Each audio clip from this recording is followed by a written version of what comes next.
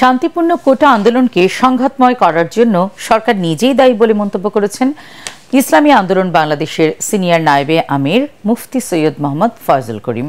রাজধানীর পুরানা পল্টনে দলটির কার্যালয়ে দেশব্যাপী গণহত্যা, গণগ্রেফতার, নির্যাতন ও হয়রানির ঘটনায় করণীয় বিষয়ে ছাত্র যুবনেতাদের সঙ্গে মতবিনিময় সভায় তিনি একথা বলেন। এ সময় দলটির শীর্ষ এই নেতা জানান, সরকার ক্ষমতায় টিকে থাকতে দেশের নিরীহ হাজার হাজার মানুষকে গ্রেফতার ও হয়রানি করছে।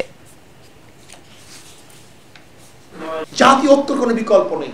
কেউ কারোর বিরুদ্ধে কোনো কথা বলবো না।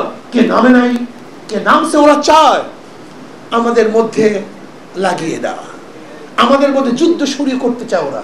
আমার টাকার গুলি দিয়ে আমার বুকের মধ্যে গুলি চালাবা, তোমার গুলি আর চালাতে দেওয়া হবে না ইনশাআল্লাহ। গণহত্যার আন্তর্জাতিক তদন্ত চাই এবং আন্তর্জাতিকভাবে আমরা দাবি করতে চাই এই গণহত্যাকারী সরকারকে আমরা বাংলাদেশে আর দেখতে চাই না।